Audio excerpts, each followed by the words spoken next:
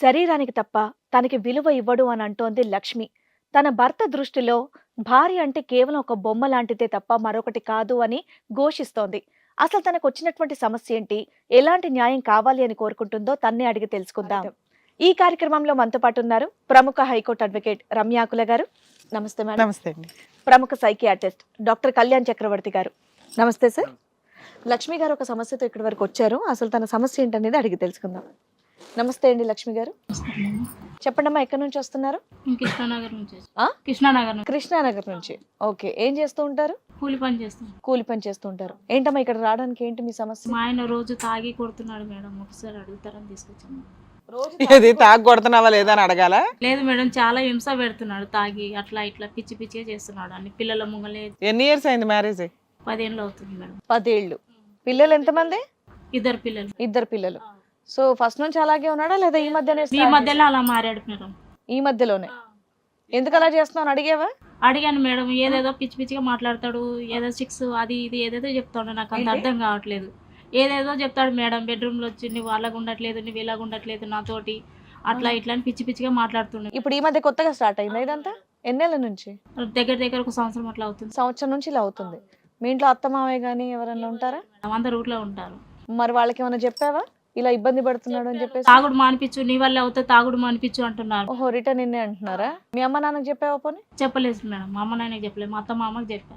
మీ అమ్మ నాన్న కూడా చెప్పు ఉండాల్సింది, ఒకసారి ఇలా జరుగుతుంది ఏదో మాట్లాడండి అని చెప్పి. అన్నారంటే మమ్మల్ని కూడా అదే అంటారేమని చెప్పలేదు మేడం. సర్దుకోమ్మ అంటారు ఎట్లయినా. మీరే కొంచెం చెప్పండి మేడం. ఇప్పుడు కొట్టడం ఒకటే సమస్య, ఇంకేమి ఇంకెటువంటి గొడవలు లేవు. ఉన్నప్పుడే ఏదేదో చెప్తాడు మేడం. ఆహా, ఫిజికల్ రిలేషన్ లో కోఆపరేట్ చేయమని హెరాస్ చేస్తున్నాడు. పిల్లల వయసు ఎంత? 8-9 ఉంటాయి. 8-9. సరే, ఇప్పుడు ఇవిడ ఇలా చెప్తుంది కాబట్టి ఆయన్ని కూడా కనుక్కుందాం ఒకసారి. నమస్తే అండి. నమస్తే మేడం. మీ పేరు? వెంకటేశ్వర్లు అండి. వెంకటేశ్వర్లు గారు. అదో మీ ఆవిడ చెప్తుంది, విన్నారా? అదే అబద్ధం అండి. అబద్ధమా? ఊరికి అబద్ధం ఎందుకు చెప్తుందండి? పొద్దున్న లేచి పని చేసి వస్తాండి. పని చేసి ఇంటికి వచ్చి కానీ పట్టించుకోదండి, పిల్లల్ని పట్టించుకోదు. అదే టీవీ చూస్తుంది. ఆవిడ పనికి వెళ్తుందా? నేను కూడా వెళ్తాను మేడం. అప్పుడు నేను పొద్దున్న పనికి వెళ్తాను. మీరేం పనికి వెళ్తారు? పనికే పోతా. మీరు డైలీ పనికి వెళ్తారు? పనికి పోతా. సాయంత్రానికి వచ్చారు నన్ను పట్టించుకోదండి. మరి మీ ఆవిడ కూడా పనికి పోతుంది కదా? మనం పట్టించుకోవట్లేదు నన్ను కూడా. కాదే, నువ్వు పనికి వెళ్తావు, ఆవిడ పనికి వెళ్తుంది. ఇంటికి వచ్చినాక ఎవరెవరిని పట్టించుకోవాలి? ఆవిడకి డబుల్ పనా? ఇంట్లో పిల్లల్ని పట్టించుకోవాలి, ఇల్లు సర్దేలు, నీకు వంట చేసి పట్టించుకోవాలి. కష్టపడి వస్తాం కదండి. మరి ఆవిడ కూడా కష్టపడేసి వస్తుంది కదా. కాబట్టి పిల్లగాలను పట్టించుకోదండి. వచ్చాకైనా మీరు పట్టించుకుంటారా? ఇంట్లో పిల్లకాయలను పట్టించుకుంటారు, ఇవిడికి ఏం కావాలో అన్ని తెచ్చి పెడతారు, ఇంట్లో ఎటువంటి ఇబ్బంది లేకుండా చూసుకుంటారు. ఆవిడ ఇప్పుడు చూసుకోవట్లేదు. చూసుకోవట్లేదు నన్ను. ఎందుకని అడిగారా? అడిగాను. అడిగితే పొద్దు ఏం మాట్లాడదు. టీవీ చూస్తున్నది. వాళ్ళ అమ్మ నాన్నతో ఫోన్ మాట్లాడదు పొద్దుంతా మాత్రం. టీవీలో ఏం చూస్తుందా? సీరియల్ ఏమని చూస్తుందా? అన్ని సీరియల్ ఉన్నాయి, అన్ని ఉన్న సీరియల్ అన్ని చూస్తుందేమో.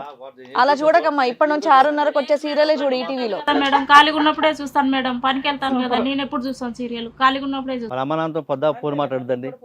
ఫోన్ చెవులు ఫోన్ చేయదు. పట్టించుకోదంటే ఏ రకంగా పట్టించుకోదంటున్నారు? అంటే ఇంట్లో వంట లాంటిది ఏం చేయట్లేదా? మరి ఇంకేం కావాలి? పిల్లలకు తినిపిస్తుందా? ఇంటికి వచ్చాక కొద్దిగా విమానం ఇంటికి వచ్చాకనా కొద్దిగా. వెంకటేశ్వర గారు, మీ తాగుడు ఏ లెవెల్లో ఉంది ఫస్ట్ అది చెప్పండి. అది ప్రైమరీ డిస్కషన్. మీరు ఎంత తాగి కొడతావంటే ఏంటి సంగతి? నైట్ తాగుతాను. ఇంటియా మించుతుందా? ఎక్కువ తాగు. ఎన్ని ఇయర్స్ బట్టి డ్రింకింగ్ అలవాటు ఉంది మీకు? 15 సంవత్సరాలు బట్టి. 10. పెళ్లి అయిన తర్వాత మొదలైందా కార్యక్రమం? అంత పెళ్ళాకనే. మందు కొట్టిన తర్వాత స్పృహలోనే ఉంటారా? బ్రెయిన్ అన్ని చుట్టుపక్కల ఏం జరుగుతున్నాయి అన్ని గుర్తుంటదా? మర్నాడు ఉదయం లెగిసిన తర్వాత ముందు రోజు తాగి ఏం మాట్లాడాను అన్నది గుర్తుంటదా? మైండ్ బ్లాంక్ అవుద్దా? గుర్తుంటే మళ్ళీ పొద్దున్న మళ్ళీ పనికి వెళ్తా. అందుకే ఇప్పుడు నువ్వు చెప్పే ఈ కథ అంతా మేము నమ్మాలంటే ఫస్ట్ నీ సబ్జెక్ట్ క్లారిటీ రావాలి. కరెక్ట్ అండి. నేను పొద్దున్న గుర్తుంటే పొద్దున్న లెగిస్తే బేస్ చేసుకుని. ఇప్పుడు ఆన్ లో ఉన్నారా ఆఫా? ఇప్పుడు ఆన్ ఆఫా? ఆనులే ఆపులే మామూలుగా ఉండండి. మామూలుగానే ఉన్నారా? అంటే దానికి వ్యాలిడిటీ ఉండాలి కదా.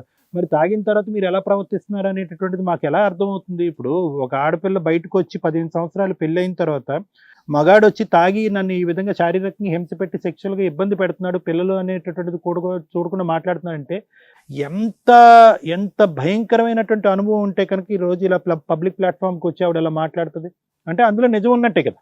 ఈ విధంగా వచ్చి ఆవిడ ఇక్కడ కూర్చుని నీ మీద కథలు చెప్పాల్సినటువంటి అవసరం లేదు కదా. లేదంటే కథలు చెప్పడానికి ఆవిడకి ఏమైనా కారణం ఉందా ఈ కథలు చెప్పడానికి?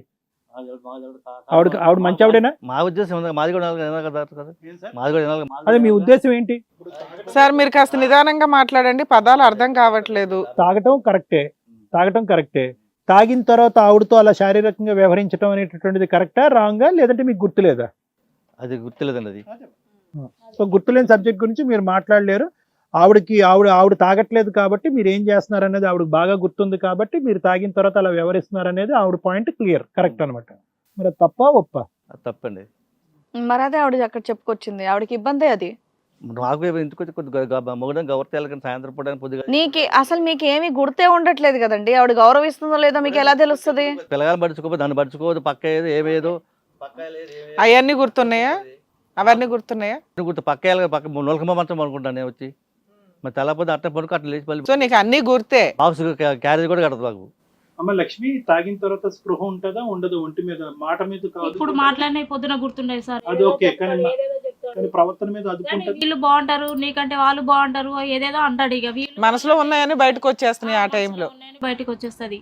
నీ మీద అలా ఆమె బాగుంది, ఈమె బాగుంది, నువ్వు బాగాలేవు, అది ఏదేదో చెప్తాడు. ఇంక అన్ని పిచ్చి పిచ్చి. అతను సంపాదించే దాంట్లో ఎంత శాతం తాగుడికి పోతుంది? వచ్చేది ఎంత సార్? మాకు 400-500 కూలి వస్తుంది. అందులో సగం తాగనికే పెడతాడు సార్. ప్రతిరోజు తాగుతాడా? తాగని రోజు తాగుతాడు. ఇంటికాడ ఉంటే పొద్దున కూడా తాగుతారు సార్. ఎప్పుడైనా ఏదైనా మాల వేసుకున్నప్పుడు కానీ ఇంకో మాల సందర్భంలో అలాంటివి ఏమి వేయరు, అలాంటివి ఏమి వేయరు. కంటిన్యూస్ 15 సంవత్సరాలు బట్టి ఆన్ ద త్రూ. అంటే పెళ్ళైనాక 2-3 సంవత్సరాలు బాగానే ఉన్నాడు సార్.